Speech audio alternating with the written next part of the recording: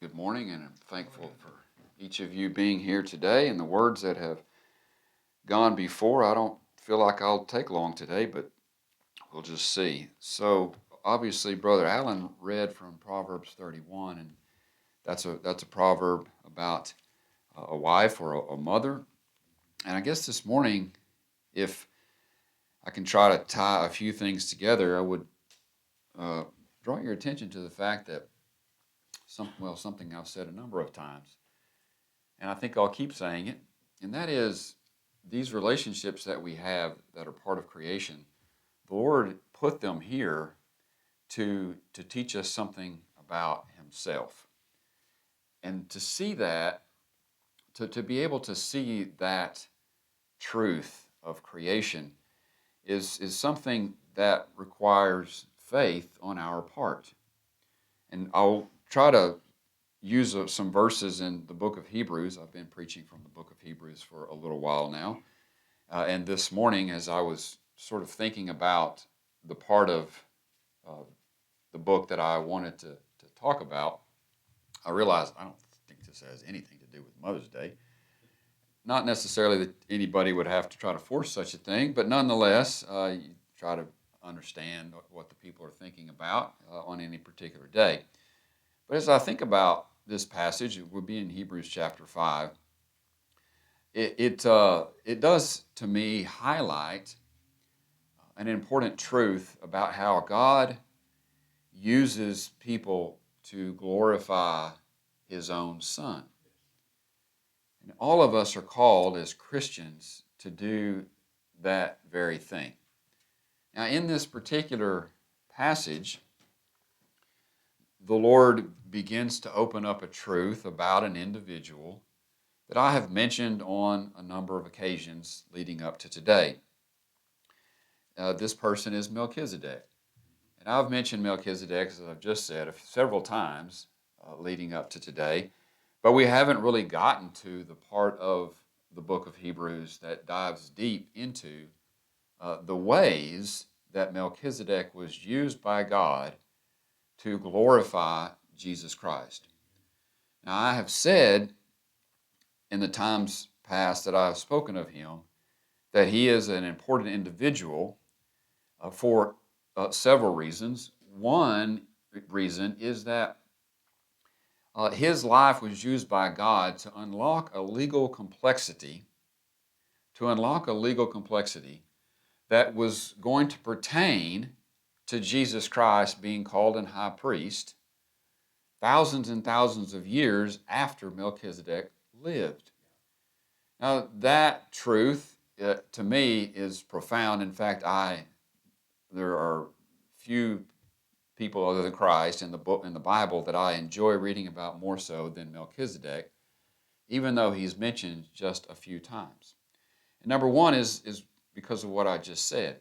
He unlocks a very serious legal complexity that any Jewish person, any Jew in the days of Christ or thereafter, would be able to lodge an objection to calling Jesus Christ a high priest. They would have been able to say, you can't call Jesus Christ a high priest, were it not for Melchizedek. Now, I've said that. I've also said another reason that he is important, plays a very important role, is because in doing what I just said, and God using his life to mean something thousands of years after he lived, that God also shows his omniscience, his understanding of how all of history plays together. He uses Melchizedek in the Bible to show that he is outside of time, that he forgets nothing, and that when he imposes a law, if he intends to impose an exception to that law before he ever imposes the law, then that displays the wisdom of God. And it's all through this man, Melchizedek. Now, Brother Allen has already read from Proverbs 31, and that's about a wife or a mother.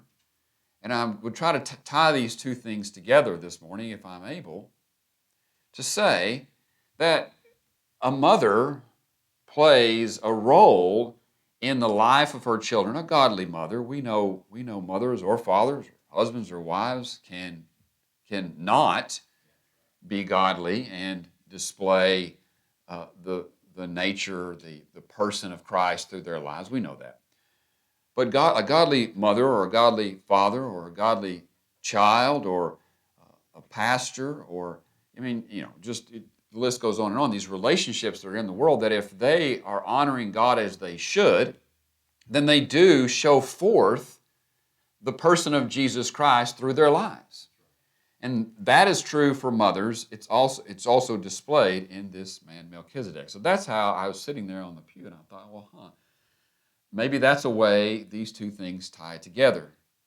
Is that, remember, what God is teaching us about Melchizedek is something that I think we can extract and say he does with all of his children. Not in the same way, but the principle of what he does with Melchizedek, I suspect he does or intends for the purpose of our lives to do the same thing with all of us. Now, what he does with Melchizedek, as I have already intimated a bit, is that he uses him to unlock a legal complexity, and he does so long before it's needed.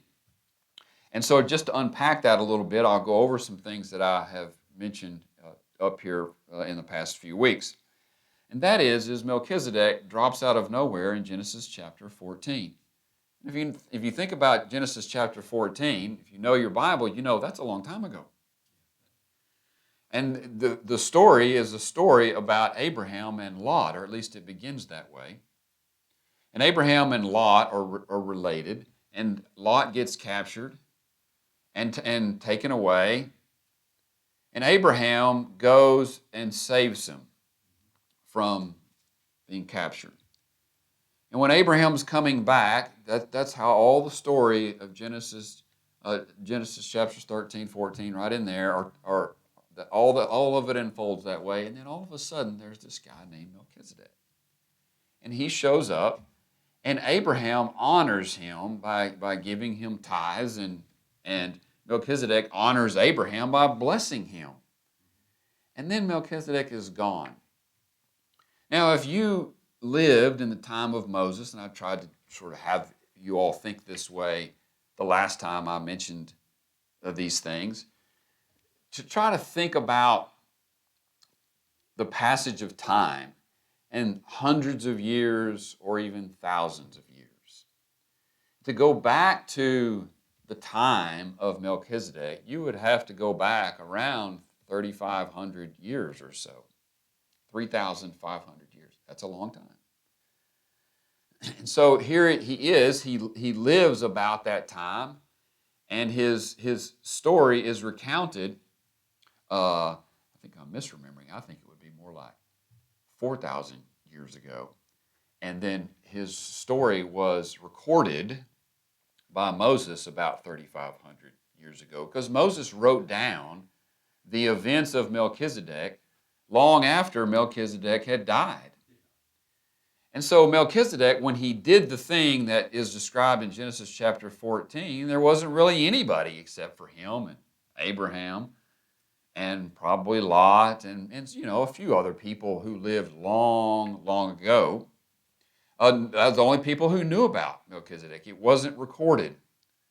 Now, if you think about the things that you don't know, things that people want to know that happened 500 years ago, there's a lot of stuff that we don't know that happened back in the 1500s. And you think about, wow, we learned some things and we think it's a great new discovery, and sometimes it's a profound thing. A whole city or a whole civilization existed 500, 600, 700 years ago, and we find the ruins buried someplace on the earth under the ground, and we think, wow, look at this great civilization, and we never knew it even existed until now. We think about thousands and thousands of years ago, and Melchizedek does this thing, and it's not written down. It's not a great civilization with ruins. It's an event between two people. And one person is, of course, Abraham, a very important person by the providence of God, but so is Melchizedek. And this event happened, and nobody knew about it. And then God, when he is moving Moses to record what happened in creation and the events of Abraham's life and all of the things that Moses records in the book of Genesis, he moves Moses, record this thing that happened between Abraham and Melchizedek. Now, if you were Moses, you might say, Lord, why would I write that down? That seems to be unimportant. Moses, of course, did not object, and he wrote it down. And then time moves on. The children of Israel, they come out of Egypt, and they are established in the land, the promised land, and hundreds of years roll by. And here are these handful of verses in the book of Genesis about Melchizedek. And those verses are unexplainable. No one could possibly attribute the appropriate meaning to Moses writing down that Melchizedek came out of nowhere. No one knew who he was other than he was a priest and he was a king of a city called Salem. No one knew more than that, and he blessed Abraham, and Abraham gave him tithes. Time rolls on, and people forget about Melchizedek, other than just reading about him in the book of Moses. And time rolls on, and time rolls on, and the children of Israel go through the whole hundreds of years of the time of the judges. And then they want a king. I won't go into all the story of how they got a king, but they did get a king. And they got a king, ultimately, not the first one, but ultimately a king named David. And David was a very interesting person himself, and his life was a life that glorified God and pointed to Jesus Christ in many ways. Not every way, but in many ways. And one thing that David did was he wrote psalms. And he wrote many, many psalms. And as you read the psalms, many of them written by David have profound meaning, and many of them God moved David to be able to see far into the future and prophesy of things of Jesus Christ. But as David wrote his psalms, he came one day and began writing a psalm, I suppose. And as he was writing this psalm, he wrote Psalm 110. Now, this is centuries after Moses recorded what happened with Melchizedek, and about 1,000 years, if I'm remembering correctly, before Melchizedek lived and this event occurred in seeming obscurity. And David writes this psalm, and it's Psalm 110. Now, I'll remind you, nobody could explain the importance of Melchizedek from what Moses wrote. David writes Psalm 110 as he's writing Psalms.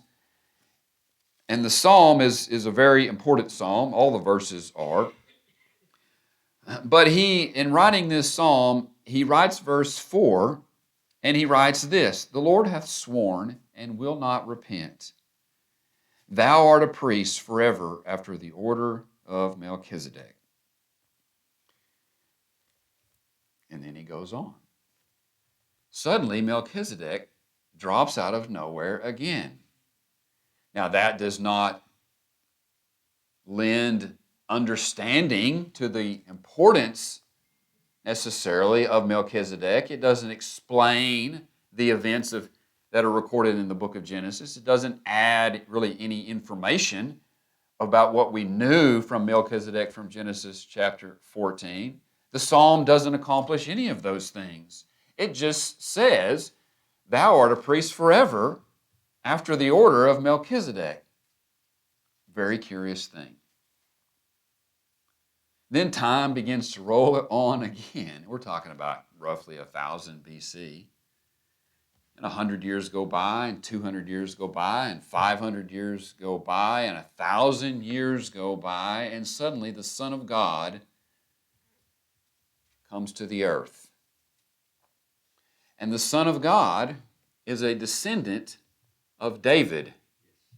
He is of the tribe of Judah. Now, this understanding of different tribes, I haven't really gone into it, but it's important. Who you descended from was important. And if you were going to be a king as a descendant of David, as the Bible prophesies many, many times that Jesus Christ was and is, you were going to have to be a descendant of the tribe of Judah. If you are a priest, if you were part of the religious ceremonies that God prescribed for the nation of Israel, if you were a priest, you were not a descendant of Judah. You were a descendant of Aaron. And those two offices were separated by families in that sense. And one could not be the other, and vice versa. A priest could not be a king, and a king could not be a priest, although some men in history tried that, and you can read in your Bible about people who tried that and see what happened. It wasn't good. That when those two offices were mixed, God judged it very severely when a man tried to mix those offices, because those offices were only going to be mixed one time. They were only going to combine one time. But as I've already mentioned to you, that the Jewish people would understand that a king as a descendant of David would come from the tribe of Judah, and a priest who works down here at the tabernacle or the temple, assisting the people with their religious ceremonies that God prescribed, would come from Aaron. And those two things would be separate. And so if I came along and I proclaimed myself, I am the descendant of David, and I am called to be king, and I declare myself the king, but I was of the tribe of Aaron, then there would be a tremendous objection to that, because I do not qualify. Well, as I've already said, Jesus Christ was prophesied by David to be the king, but here in the book of Hebrews, over and over, now suddenly the Bible, thousands of years after King David wrote Psalm 110, and thousands of years after the life of Melchizedek, the Bible starts to call Jesus Christ a high priest. Now, last time I spoke, I talked about the high priest, not Melchizedek per se, but the office of the high priest. And if you think of Jesus Christ as being one who intercedes on your behalf in spiritual things, you are prescribing to him the duties of a high priest. We as Gentiles don't, especially Baptists, don't readily grasp or can relate to the truth of the office of a priest. The Catholics have priests, and quite frankly, I don't believe they have biblical authority to have such. But that's not my point this morning. My point is that just I never grew up knowing or understanding what a high priest did, especially in Old Testament times. But the Bible now in the book of Hebrews, and it's written to Hebrews, begins to unlock this glorious truth about Jesus Christ, about what he does on our behalf, how he intercedes on our behalf. And I spent the whole time a couple of weeks ago in my sermon talking about how Jesus Christ, where the Bible says and this is chapter 4 of the book of Hebrews, that we have a high priest which cannot be touched. We have not a high priest which cannot be touched with the feeling of our infirmities. And I spent some time on that to say what that is saying is he can be touched. That all the suffering that you and I go through in our lives in various aspects of physical or mental or spiritual, in ourselves or in people that we love or in just with the world at large, that all of the suffering that you and I go through in these different aspects of life, that Jesus Christ can relate to every single one. That's not to say he has gone through, and I mentioned some things like drug addiction last time, that's not to say he's gone through that. But what it is to say is he has gone through physical suffering and mental suffering, as we read the night before he was crucified. He has gone through all of those things, the spiritual struggle he had, if I can put it in a man's words, or words that you and I use about ourselves. I'm struggling with this or that he himself understands what it's like to be under great physical and mental and spiritual duress. and going through all of those things, knows how to go through all of those things to a deeper level than any of us will ever have to experience. And to go through that experience and yet come out the other side faithful. He knows how to help us. That is the point of calling Jesus Christ an high priest in Hebrews chapter 4 and 5. He knows how to help you. I tried to explain just right there in the last time I spoke some ways that he can help about spiritual and mental and physical struggles and duress. He knows because he's been there. But every time you try to quantify how the Lord can help people and give examples, it's always incomplete. There's always somebody who comes along that I know or speak to directly and goes through a struggle that, man, I just never even imagined somebody would have to struggle with that. Like I just didn't know. And sometimes it's heartbreaking. But the truth is of all human ailments, all struggles that people have, that you can categorize them, and the Lord went through that kind of thing. I'm just really saying again what I've already said. He knows how to help us. And he's our high priest.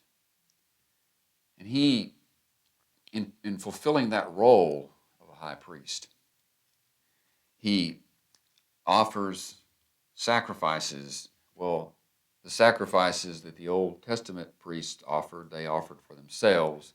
And then for the people, he offered himself for the people. That he is the sacrifice. And that's another thing that the book of Hebrews gets into in later chapters, but I don't want to talk about that this morning. Well, the objection to Jesus Christ being a high priest is solved through Melchizedek. Because the Bible calls Melchizedek a priest, and you don't know where Melchizedek came from, and you don't know when his priesthood ended because the Bible does not record that. And when in the Bible, in not recording that, his genealogy, his parents, or the ending of his priesthood, his death, in the Bible, in not recording those things, sets Melchizedek up as a type or an order of priests that Jesus Christ, the Bible would then explain how he follows along by the order of Melchizedek, because Jesus Christ does not have a beginning, nor does he have an ending. So he can save to the uttermost, the book of Hebrews will say. That means if you think the world is going to end in the next few years, I kind of hope it does. But let's say it doesn't, and it lasts another 50 years or 100 years or another 2,000 years. That will be long gone. And there will be people, our descendants, many, many generations hence, who are here on the earth struggling with world problems just like we are. And the Bible, in saying that Jesus Christ is a priest forever after the order of Melchizedek, is saying at least one thing, is that 2,000 years from now, if the Lord tarries and our descendants are struggling with world problems like we are, he'll still be on his throne, still helping people of those days. If the world is full of robots and people are ordering around robots and flying around in flying cars and all of those kinds of things that 100 years ago could not even be imagined, but now seems almost within reach. That there will be struggles and troubles, and there will be violence from robots. And you think, well, good grief, I never thought the people of the world would have to struggle with violence from robots. Well, if that's what happens, the Lord will be on his throne helping those people struggling with robots. he is a priest forever. And God uses Melchizedek just a couple of places in the Bible. Genesis 14, a few verses. Psalm 110, one verse. Separated by centuries. And drops these things in the Bible. And then in the book of Hebrews unlocks this legal complexity about Jesus Christ being a high priest with the life of this individual. The book of Hebrews calls him a man, so I'll take him to be a man. With the life of this individual, he uses Melchizedek. Now, in the last just few minutes of my message this morning, I want to take a couple of verses from the chapter 5 of the book of Hebrews where it talks about Melchizedek, and then just follow the thoughts of the Spirit as we get to the end of chapter 5. I've said a number of times in reading the Bible, I read a certain passage that talks about a certain thing, and if I were going to write this passage, then what comes next, I might write about something. I would just take it in a totally different direction. Have given you the example of Romans 8 and it talking about God's predestination and his love for us and how based on his foreknowledge of his people and what follows from his actions based on his special foreknowledge of his people, the truth of no one can separate us from the love of God in Christ Jesus. That it's impossible. That's a wonderful and glorious thought. Then you get to chapter 9, and chapter 9 is about the utter and the complete sovereignty of God over, and gives an example of a wicked man called Pharaoh. Now, I would write Romans chapter 8, and I think I have said Romans chapter 9 would just be amen if I were writing it, but God takes it in a different direction to explain a different thing. And we'll follow along in the book of Hebrews the words of the Spirit as the Spirit guides who I presume to be the Apostle Paul in writing these words, this great truth about Melchizedek. Now understand, a lot of things that I've said about Melchizedek, he hasn't even unfolded yet in this book. But here's what he says in verse 6 of chapter 5.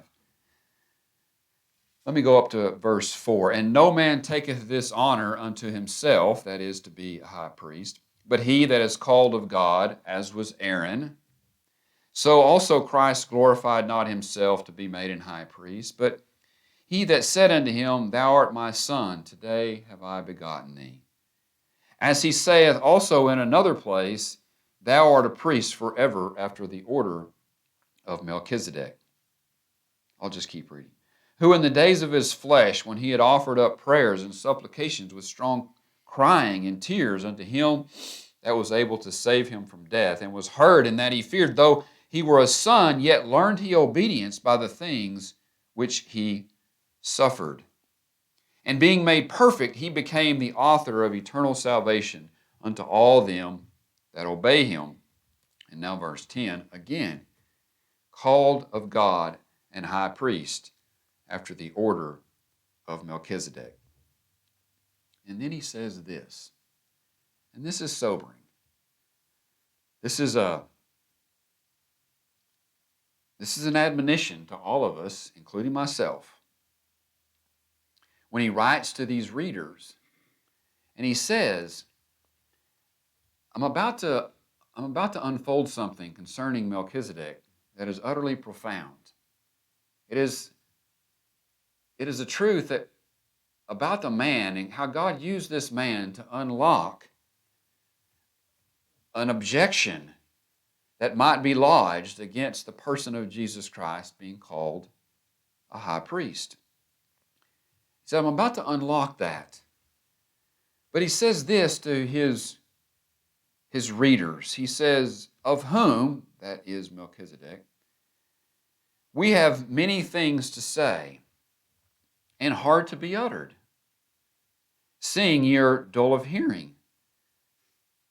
For the time ye ought to be teachers, ye have need that one teach you again, and be the first It will teach you again which be the first principles of the oracles of God. Now, I'll stop there for just a moment and say the book was written to Hebrews. That's Jewish people. These were people who were converts from Judaism. And I've said before, they are under great pressure from society in their day to depart from being Christians. They are under great pressure to go back to being Jews. Now, to do that, they would have to recant their profession of Jesus Christ being the fulfillment of God's law concerning the Jews, their religious law. They would have to recant, and they're being pressured to go back to the old days of offering these animal sacrifices. Now, that pressure is something that every Christian is increasingly facing in this world, to forsake your profession that Jesus Christ is, as he has said of himself, the way, the truth, and the life. If he's the way, there's not another way. I just take the Lord's words, and I just say his words. If he's the way, there's not another way. These readers, these people that the apostle is writing to, are under great pressure. And as I said, they're Jews. And when he says there's a time that they ought to be teachers, but they need to be taught, or teach you again, which be the first principles of the oracles of God, at least one thing he has in mind here is their understanding of what they were taught as growing up as a Jewish child, that the oracles of God. He's about to unlock something, a truth from the Old Testament that applies to the New Testament. He's about to show how these two places in the Old Testament, seemingly completely obscure, unlock a great truth about Jesus Christ. And he's going to use that to say you shouldn't forsake following Jesus Christ because, and here's an example, here is God pointing to Jesus Christ throughout all of Jewish history. He is saying that there is something about the oracles of God, and to them that would be certainly include the Old Testament, that there's something about all of these Old Testament passages that they have long read and taken to mean a certain thing, but that what they actually do in their greatest purpose is they point to the person they're being pressured to forsake. It's like saying to us, if we were to discover one day that all of American history pointed to Jesus Christ. I'm not saying it does, I'm just trying to relate. All of the history that we sort of know about, suddenly it's revealed unto us great spiritual truths about one individual who was yet future. This is what they're being told. Now you imagine, put yourself in that position. You're raised as a Jewish child, and you hear about Moses, and you hear about Samuel, and you hear about David, and all the prophets. You read about all these great people who have done these great things and some not so great things throughout the history of your people. And suddenly you're being told that all of those people back then, Moses' life, he was an important figure to the Jewish nation. Of course he was. But understand that the greatest fulfillment or the greatest purpose in the life of Moses was to direct, ultimately by prophecy, people to Jesus Christ. They're being told that. And he says that they've heard all these stories, they know of the oracles of God, but not to the depth that is required, at least up until this point, to understand the great depth of how God used men and women throughout history to point to the one they worship, Jesus Christ. To point to Jesus Christ. when I think about those thoughts about how the Jewish people who lived in the transition from Old to New Testament, how big that must have been. They grew up, the people who lived in the days of Christ, they grew up going through these ceremonies.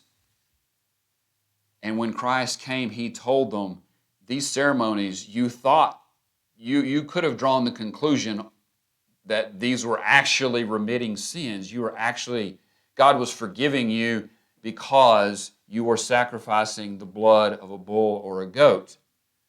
And he was forgiving them, he was honoring their sacrifice because they were doing what he said. But the blood of that bull or goat was just representative of something that was going to happen yet future, and they couldn't see it. But when it was explained to them, how hard that must have been for their mind to reset to the deep spiritual understanding that all of the generations of the history of my people, of going through these hard times and trying to stay faithful in the times that they did, to performing the law of Moses, that was actually a picture of what the Son of God would do, how they would have to adjust the understanding of the history of their people based on that truth. And here he is saying, the apostle, he's giving a warning. I'm about to unlock some profound things about Melchizedek, but the depth of their understanding needed to be strengthened. And that's the sobering part. I take this as an admonition to me. I'll read just the verses here and then we'll conclude. And are become such as have need of milk and not strong meat. For everyone that useth milk is unskillful in the word of righteousness, for he is a babe. But strong meat belongeth to them that are of full age, even those who by reason of age have their senses exercised to discern both good and evil.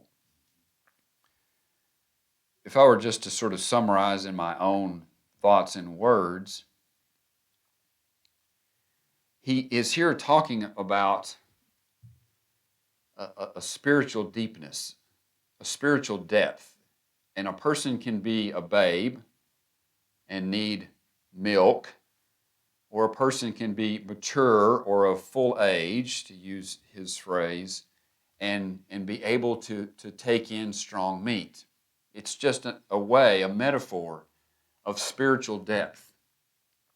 And at the end of this instruction in verse 14, he talks about being mature or of full age, and he uses interesting phrases when he says that you can be of full age by reason of use, have their senses exercised to discern both good and evil.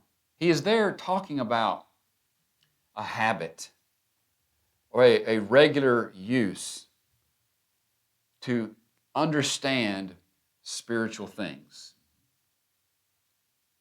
And he says that if you lack a regular use, a regular habit, a regular exercise to understand spiritual things, then you will not ever reach a level of maturity that could be described as full age.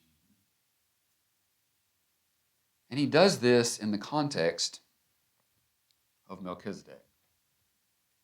So one, we have an admonition that God's put faith in our hearts, and we're called upon to exercise that faith, to use that faith. The apostles, one time, Lord, give us more faith. The Lord says, if you have the faith of a grain of mustard seed, then you got all the faith you need. But it's to be called upon or to be used. Now, in daily life, the use of your faith is as varied as many people are in here. I couldn't describe to you how the Lord might call upon you to use your faith this day. No idea.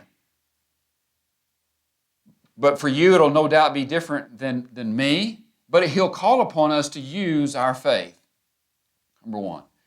And number two, that in using that faith, you gain experience, you gain an understanding about if I'm just going to trust God with this thing, if I'm not going to worry and fret and drive myself into just a tizzy over this thing that's happening, I'm just going to try to remember the words of God and trust Him and say, I just trust you with this thing. And you go through that experience, and through that experience, even though it may be rocky, you gain some understanding of, it wasn't as rocky as I had built it up in my mind. And by the way, and along the way, something, God helped me. Something happened that I did not expect or know could happen, and then it happened, and then that eased it some, and He brought me through it.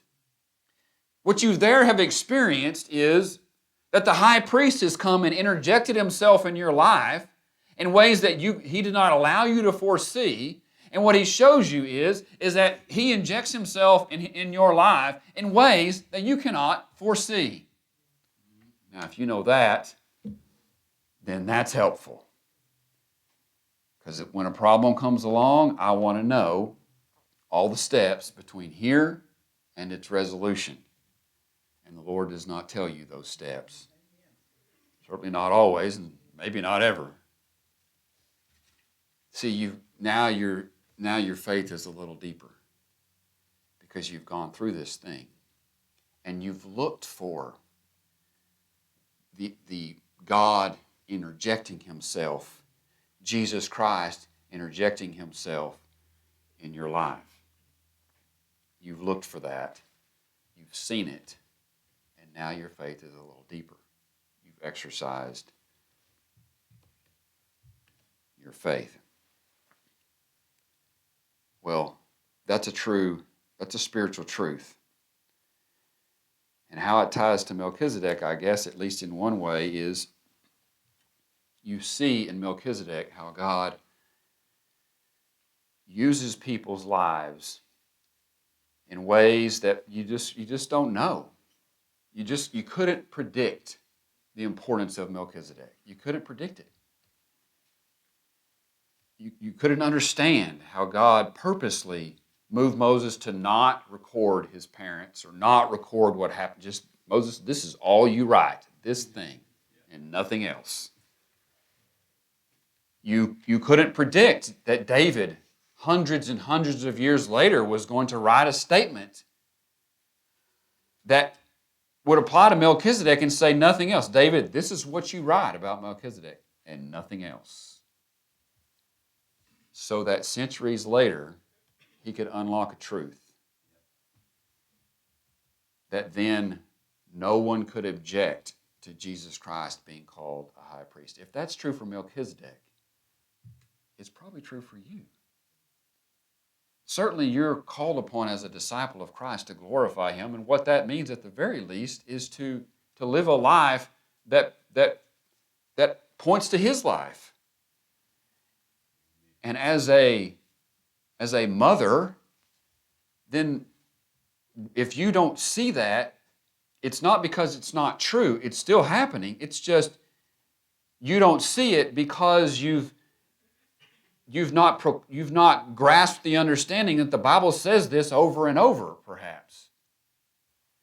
You, in fact, in the kingdom, in the servitude of Jesus Christ, that your life is one that He uses in a similar way as He did Melchizedek.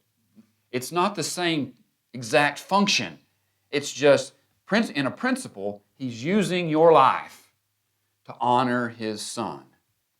And it may be in ways that you don't expect. In closing, I'll just say this because I can talk about me and not any of you, but I would ask you to consider this about yourself. You know, when I was practicing preaching at various places, I had in my mind about what a preacher is, and I got that mostly from watching others or books, reading books. And now I realize after several decades, 2.5 decades or so, that my life is not exactly like the prototype I had built up in my mind. But that doesn't matter. God's calling you to glorify Christ in your life with you. Melchizedek wasn't Isaac. Isaac was an offering one day when Abraham was told by God to offer Isaac. Melchizedek wasn't that. And he wasn't Abraham. Isaac pictured Jesus Christ for a time in that instance in Genesis 22. Abraham pictured the Father. Melchizedek wasn't those two guys. He wasn't David. He wasn't Samuel. He was Melchizedek. And you are you. And God will use, he is, in fact, I guarantee you, whether you can see it or not, he is, in fact, using you in whatever purpose or role he's called you to honor Jesus Christ. And so I guess what I have learned from what I said about myself is just forget about what you think. Just forget about defining yourself the way a book or you watching others might be the way you think you need to define yourself, and just define yourself by what God has called you to do. Because what he's called you to do is already here. It's right in front of you in some kind of way. And in doing so, you may think, I need to be an Isaac, or I need to be a Jacob, or I need to be an Abraham, or a David. You don't need to be any of those things. Melchizedek wasn't trying to be anything more than what God called him to be, and God called him to be Melchizedek. So be Melchizedek. And in that role or purpose, if you will habitually use your faith, if you will look for God to draw out his purpose for you in your life the way he did Melchizedek, now you're starting to get a deeper level of understanding of how God moves in the world. And you'll see him move in the world, whereas in times past maybe you didn't. You'll see things and understand things by faith. That's the finger of God right there. And if I weren't looking for it, I would have totally just blown right by that. And now you get a deeper spiritual understanding, which is true, as we've already mentioned, for mothers, and it's also true for fathers and each of the Lord's people in his kingdom. So thank you for your attention. This morning, I do appreciate each of you being here, and do thank God for my mother and all the mothers represented here. We'll sing a